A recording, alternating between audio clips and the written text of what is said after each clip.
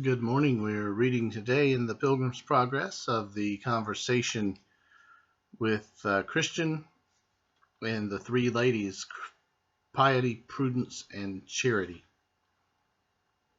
Piety. Come, good Christian, since we have been so loving to you to receive you into our house this night, let us, if perhaps we may better ourselves thereby, talk with you of all things that have happened to you in your pilgrimage. Christian. With a very good will, I am glad that you are so well disposed. Piety.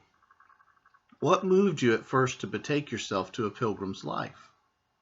Christian. I was driven out of my native country by a dreadful sound that was in my ears, to wit, that unavoidable destruction did attend me if I abode in that place where I was. Piety. But how did it happen that you came out of your country this way? Christian.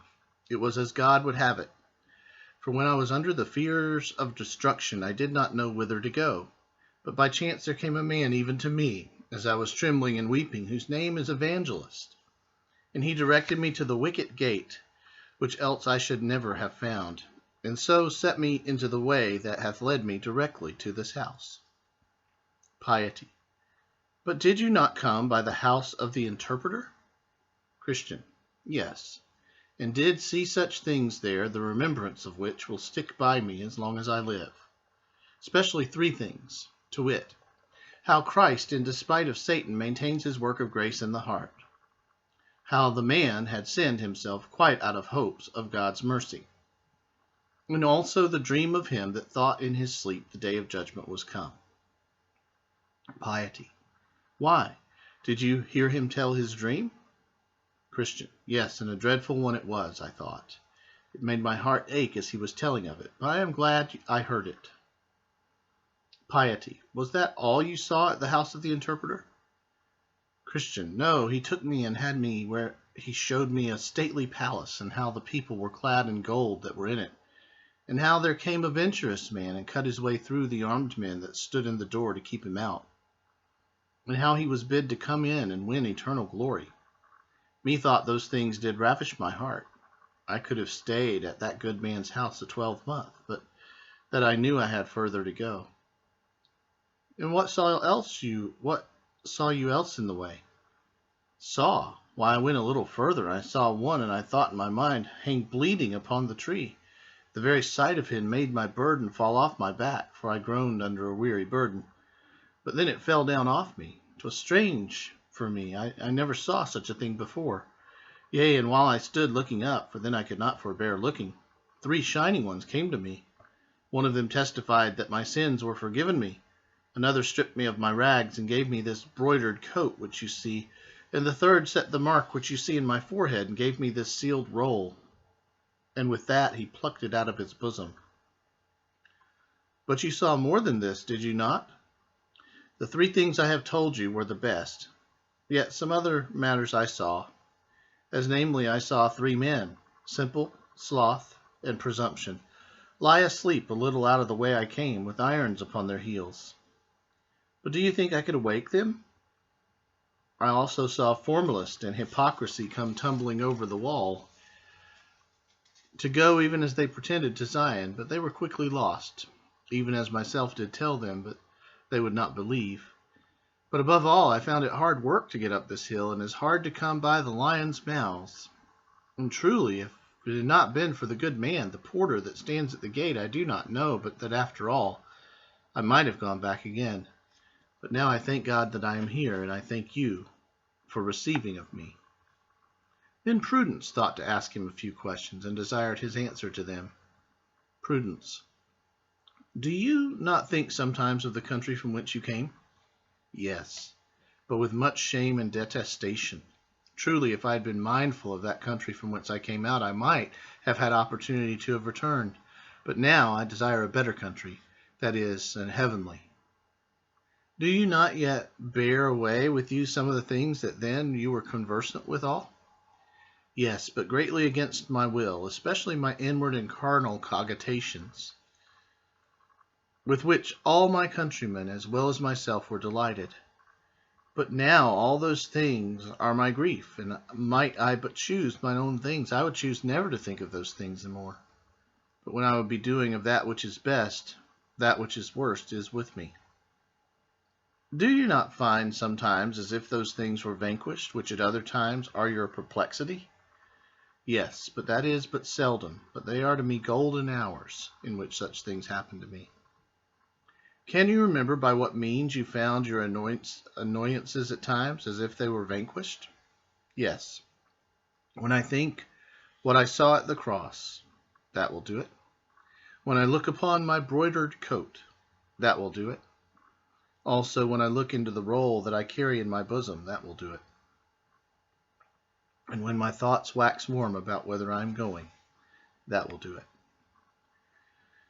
And what is it that makes you so desirous to go to Mount Zion? Why, there I hope to see him alive that did hang dead on the cross. And there I hope to be rid of all those things that to this day are in me, an annoyance to me. There they say there is no death, and there I shall dwell with such company as I like best. For to tell you the truth, I love him, because I was by him eased of my burden, and I am weary of my inward sickness. I would fain be where I shall die no more, and with the company that shall continually cry, Holy, holy, holy. Then said Charity to Christian, Have you a family? Are you a married man? I have a wife and 4 small children. And why did you not bring them along with you? Then Christian wept, and said, Oh, how willingly would I have done it, but they were all of them utterly averse to my going on pilgrimage. But you should have talked to them and have endeavored to show them the way of the danger of being behind. So I did, and I told them also what God had showed me of the destruction of our city, but I seemed to them as one that mocked, and they believed me not. And did you pray that God would bless your counsel to them? Yes, and that with much affection, for you must think that my wife and 4 children were very dear to me. But did you tell them of your own sorrow and your fear of destruction? For I supposed that destruction was visible enough to you. Yes, over and over and over. They might also see my fears in my countenance, and my tears also in my trembling under the apprehension of the judgment that did hang over our heads. But all was not sufficient to prevail with them to come with me. But what could they say for themselves why they came not? Why, my wife was afraid of losing this world. My children were given to foolish delights of youth, so that by one thing and another they left me to wander in this manner alone. But did you not with your vain life damp all that you by words used by way of persuasion to bring them away with you? Indeed, I cannot commend my life, for I am conscious to myself of many failings therein. I know also that a man by his conversation may soon overthrow what by argument or persuasion he doth labor to fasten upon others for their good. Yet this I can say, I was very wary of giving them occasion by any unseemly action to make them averse to going on pilgrimage.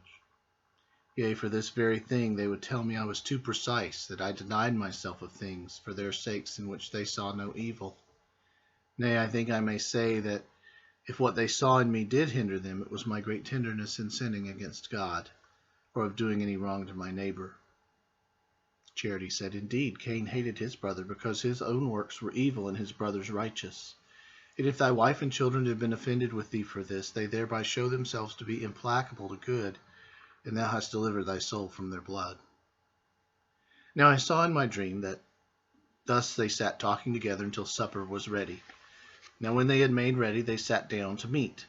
Now the table was furnished with fat things, and with wine that was well refined, and all their talk at the table was about the Lord of the hill, namely about what he had done, and wherefore he did it, and why he had builded that house. And by what they said, I perceived that he had been a great warrior, and had fought with and slain him that had the power of death, but not without great danger to himself, which made me love him the more. For as they said, and as I believe, said Christian, he did it with the loss of much blood. But that which put glory of grace into all he did was that he did it for pure love to his country. And besides, there were some of them of the household that said they had seen and spoke with him since he did die on the cross, and they have attested that they have had it from his own lips that he is such a lover of poor pilgrims, that the like is not to be found from east to west. They moreover gave an instance of what they affirmed, and that he had stripped himself of his glory, that he might do this for the poor, and that they heard him say and affirm that he would not dwell in the mountain of Zion alone. They said, moreover, that he had made many pilgrims princes, though by nature they were beggars born, and their original had been the dunghill. Thus they discussed together till late at night, and after they had committed themselves to the Lord for protection, they betook themselves to rest. The pilgrim they laid in a large upper chamber, whose window opened toward the rising sun. The name of the chamber was Peace, where he slept till the break of day, and then he awoke and sang, "Where am I now? Is this the love and care of Jesus for the men that pilgrims are, thus to provide that I should be forgiven, and dwell already the next door to heaven?" Well, this discussion is lengthier than a lot of our other readings, but it's a very profitable discussion with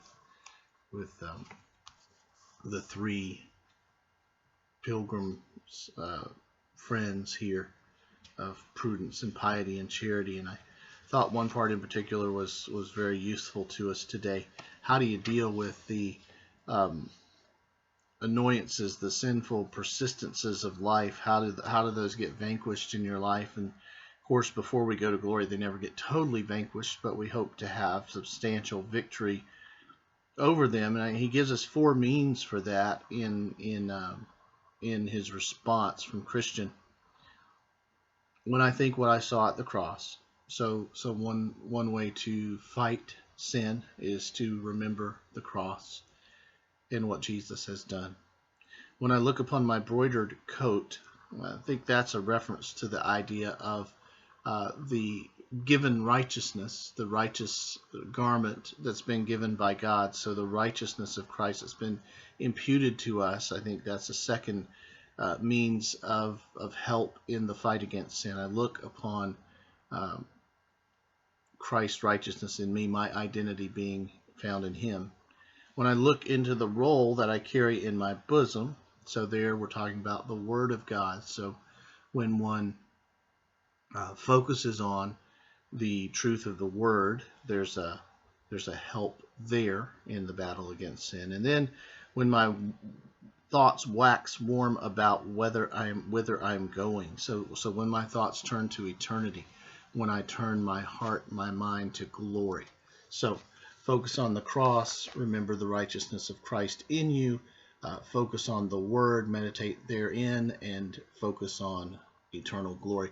Those four means, they're kind of four pillars of fighting sin, and so very, very useful reminder today, given to us in a fictional way in the Pilgrim's Progress, but something that accords with our experience as Christians. And that's what makes this book so powerful. It is so true to life, but given to us in a very interesting and story-like form, so we can really enter into the meaning of Bunyan's words. Thanks a lot. I hope you have a great day.